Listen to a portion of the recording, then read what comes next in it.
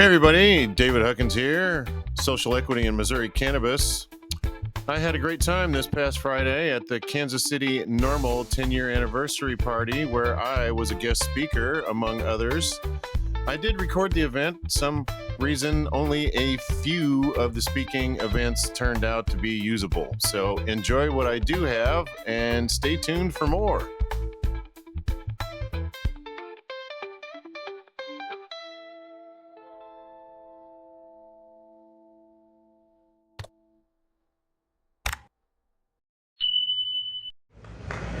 Before we get started, I would like to take a moment and just have a moment of silence for the advocates that we've lost along the way, especially the past couple of years. It's been pretty hard. We've lost a lot of our medical advocates. So I just want to take a moment just to remember them.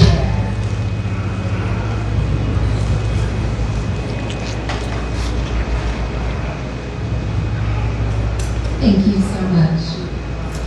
A lot of this movement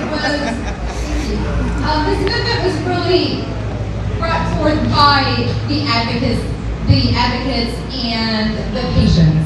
So, but before I get into that, I'm going to tell you all just a little bit about NORML KC and how we started and why we started. So, and let's just appreciate that I could be up here for the first time smoking a joint. Yeah, right?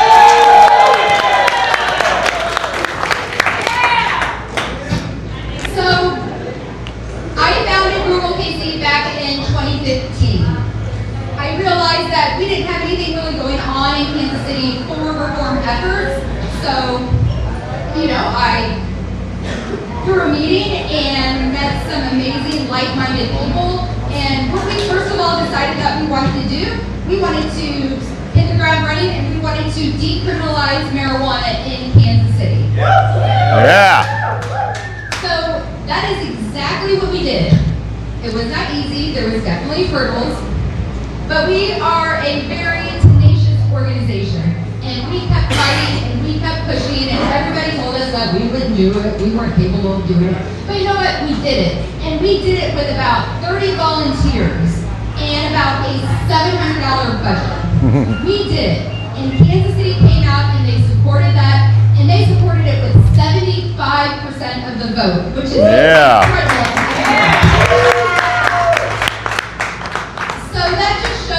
What a small group of like-minded people can really accomplish together. So,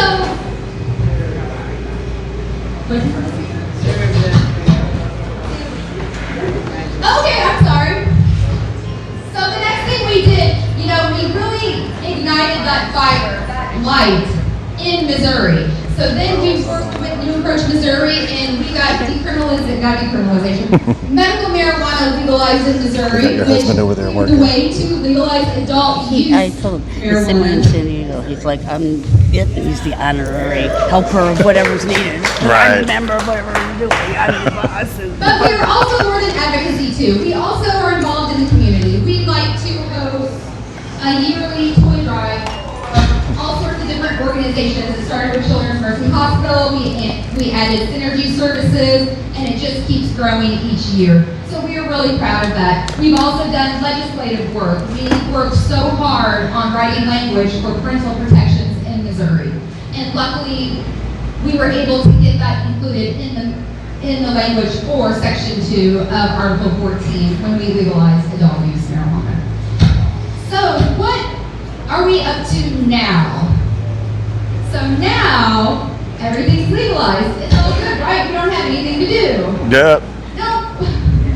There is always so much more to do. So we are here for patients and consumer rights. So we're watching things. We're seeing how things roll out. We're working with Kansas City right now on getting, an ordinance in place for consumption lounges in Kansas City. That's something that we've been working on for about 20 years. Because we really feel this is a great opportunity for people to get involved in the cannabis industry, but they're not having to really touch the plant. So it's a great small business opportunity, and we think that it's a great thing to be able to have that.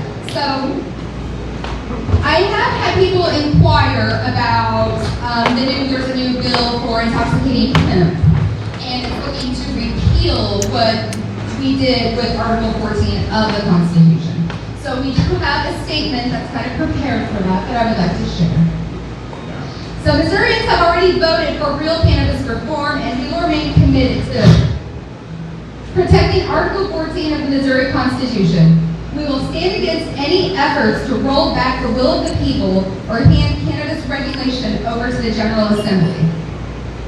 We will fight against this and we will win this. So,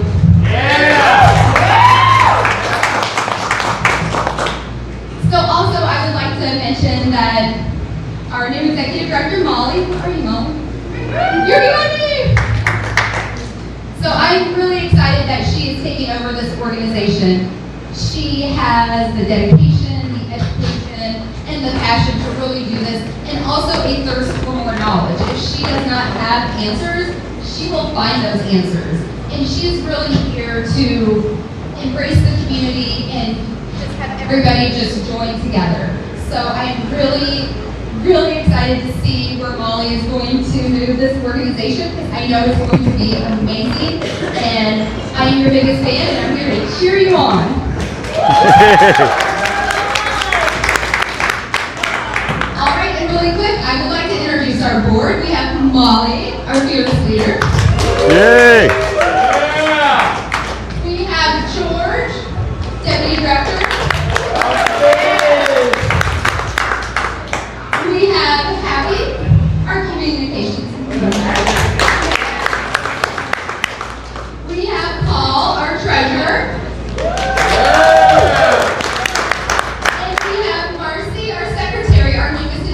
Hey. So glad you're here. Hey!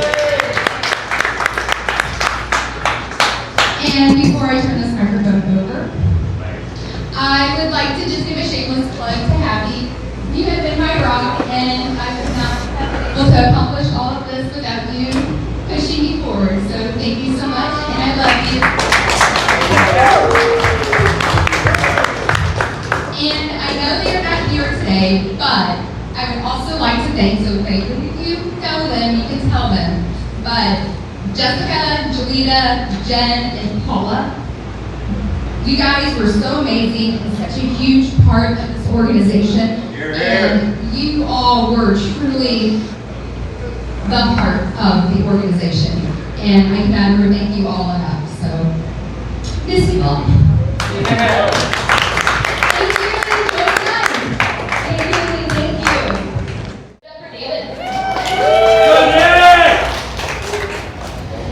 All right. Hey, how's it going, everybody? Yeah. Can everybody in the back hear me? No? Okay. All right. So I'm David Huckins. Some of you might know me. I have a couple podcasts I do. Social Equity in Missouri Cannabis, where I talk about different vendors in the cannabis space, and it also kind of chronicles my experience obtaining a micro business license in Missouri. The other podcast I do is the Slightly Informed Opinions of Dave, the Weedcast. That's more of an interview style. Some of the people in here have been guests on my show. Before I did that, in 2024, I got a micro business license. I entered the lottery, my wife and I got a dispensary license. My wife didn't win. We're still married. It's okay. So when that happened, I really didn't know what to do. I was kind of lost. I didn't have any business experience. I had some industry experience, but I was kind of just lost. So one of the assets that I had available to me, as the Division of Cannabis Regulation had posted a contact list for the other micro businesses. So I started reaching out to them, and I realized that most of these people were just as lost as I was. They didn't know who a banker, they couldn't find a banker, they couldn't find a realtor, they couldn't find a lawyer. And I was passing this information from person to person on calls, and I realized that pretty quickly that was very inefficient. So I got together a weekly call, and the format was pretty basic. It was about an hour and a half long. For the first 50 minutes or 15, 20 minutes, I'd do a little introduction. And then after that, we'd have a couple industry guests on that talk about different stuff related to the cannabis industry. And then we talk about current events in the cannabis realm, stuff that is specific to Missouri, but not always. And the last half of the show is a 30 minutes of just open cult where anybody could talk about whatever they liked. I did that for about 6 months and everything went pretty well. During this time, everybody thought that I was going to be a board member for this club that was going on in the Kansas City micro business arena. And during that time, a lot of people were calling me offline in the micro business world, and they were concerned about stuff that was happening in one of the clubs. There were 3 clubs that were servicing the cannabis industry, the micro business cannabis industry. There was a state, MoCan, and then we'll just call them Club C, right? I don't want to disparage anybody or talk bad about anybody. So this group was on my calls every week. They were talking about their group. We had a pretty amicable relationship, but people were coming to me with concerns about this other group. So I decided that it had merit that we should put together a meeting to talk about forming a new group that would support people in the cannabis community that weren't being represented. And things went pretty bad at this meeting. Give me the next slide, please. I looked it up. I actually had AI look it up just to make sure that I wasn't being a little snowflake about what being canceled means so that I could check it out. So, to be canceled means to be publicly shamed or socially exiled. It's an attempt to silence someone by invading their ideas, their voice. Oh, is this working better? Is that better? Oh, much better. Okay, right on. And their very presence in the community. The goal of cancellation, it's not about finding common ground. It's about having a constructive debate. It's about a hostile takeover. It's often fueled by a mob mentality and rooted in personal, not professional disagreements. So the effect of being canceled can make you feel isolated, discredited, and powerless. It creates a feeling your entire world is falling apart, and it's a truly ugly and nasty experience. So what does it look like when that's happening? You'll see a lot of personal attacks, lies and disinformation, gaslighting, and silence of supporters. I feel like all these things happened. Can you change the slide? If not, that's okay. You don't have to take my word for it. There'll be a slide that comes up with a QR code. You can scan the code and you can see the entire meeting for yourself. You can decide if I got canceled or not, what it looks like, right? So on this meeting, it was not pleasant. It was mostly personal attacks and lies. There was not much constructive criticisms or talking about how things could go better or worse. But it happened, right? It was 40 minutes of some of the 40th minutes, most uncomfortable minutes of my life. During the call, nobody spoke up on my behalf, including the people that encouraged me to do this, except for my wife. She's the only person that spoke up on my behalf, and she just asked everybody to try and be respectful on the call. So thank you for that. So yeah, that was a really unpleasant experience. It happened. Afterwards, my wife was horrified by what had happened. I was pretty upset too, but I was more upset by how my wife was upset than what had happened to me. She refused to let me participate any more micro business stuff anymore after what happened to me. So I sent out a letter to the community and said, hey, that was my last meeting. I'm not doing it anymore, I'm out. My wife wanted me to sell my license and get out. That's how bad it was. This cancellation thing really hurt us a lot. So for about a month, I was just kind of lost. I didn't know where to go or what to do or how to recover from this. All I knew is that I wasn't doing anything with the micro business anymore. So what I did was a common military tactic. I just did a pivot. I was just going to do the same thing I was already doing, but in a slightly different way, right? I'm just going to move over this way. I had some contact lists of people that were interested in cannabis. I had a lot of people that knew me. I still had some people that thought I had a good reputation in the community. And so I decided to start doing a weekly podcast. And I started showing up at some events in Kansas City. Irish Fest was my first cannabis event that I ever been to last year. And it was terrible. I showed up and the video was awful. You couldn't hear any of the quality. We've come a long way since then. Just last month, or just here a few weeks ago, my wife and I were invited as members of the press to go cover MJ Unpacked, the biggest cannabis exposition in Missouri. And we were there covering the whole thing. And now I'm here talking in front of you, right? Yeah. So I'm just going to summarize this quickly by saying that you can go to the last slide, please. There's the code. I'll give you a code if you want to see the the train wreck. I'll give you the code later. What's that? Oh, I still have 3 minutes? Okay, all right. So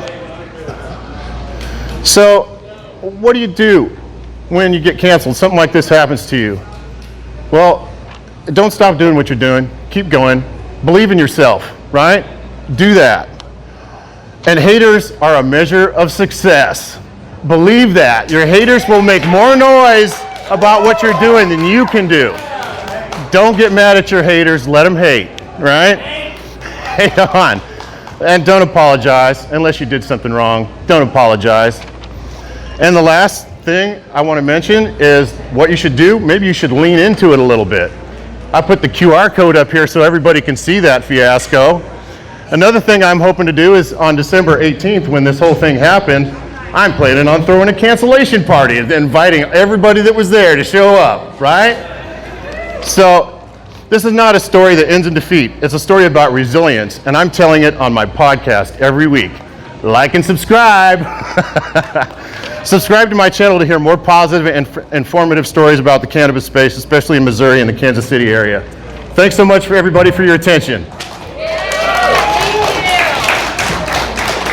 Give it up for David. Yeah.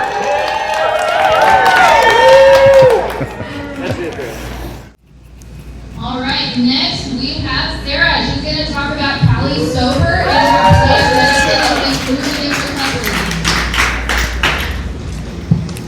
Would you mind clipping this microphone on? Would you mind? Yeah. Recording up there. That's fine. I'd love to hear what you say. Okay. How are y'all doing? Somebody wants me to click a microphone to him. Maybe. Sorry. Wait, I think I got it. Yeah, I think you There you go. How is everyone doing? So I am Sarah. I am with the KC CaliSober chapter. We started about a year ago. The founder, Quinn LaPierre, I followed his content, and he created a 12-step all-inclusive program for everybody in recovery. So a little backstory. I come from an NA background. I was sitting at a meeting, and we were going around sharing our stories, sharing about recovery and stuff. There was someone sitting across from me, and he spoke up and was like, I don't know how y'all feel about cannabis, and right then and there he got shut down. The chairperson said, hey, we'll talk to you after the meeting, but since he didn't fit the mold of abstinence, he was not allowed to speak. He was not allowed to tell his story. Oh, you can hear me now? And with that scenario that took place, I realized that there was an issue, that we were missing a whole group in a community that does plant-based medications, that does harm reduction, that does MAT, that needs to be equipped with the 12 steps. So Quinn started CaliSober. CaliSober is actually in the United States. It's in Canada, it's in Australia, and we are the biggest growing 12-step movement current to date right now. We're giving everybody in the recovery community who is very quiet about their plant-based medicine use and trying to keep it a secret and trying to work a 12-step program, we're actually giving them a voice finally, and being able to have a 12-step community that is very important. I know our program page on Facebook right now sits at 85,000 people that have joined. For United States, for the recovery page for support, we're sitting at 13,000. Canada is at 6,000 and Australia is at 8. So, thank you. What also, we have in-person meetings here in Kansas City at Namaste and Brand at 6 o'clock. We meet there every Tuesday. Also, we have online meetings. Monday, Quinn chairs the meeting. Wednesday, Destiny chairs the meeting. Then we have Saturday, we have a social sesh that Tori chairs. We also reach out to veterans. We have a support chat for veterans. Yeah. We have a support chat for self-harm. We have a support chat for women's wellness, men's wellness, LGBTQ support chat. And it's basically where the community can get together and be proud about their recovery and not be shamed constantly.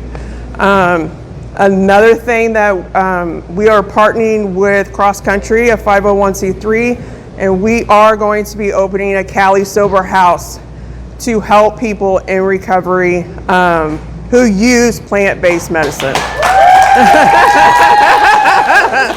Yes, so we have the Step Working Guide book. I have some back there. Also, QR code is on the back if you want to donate or purchase anything. We have merch for sale too. And thank you very much. Yeah.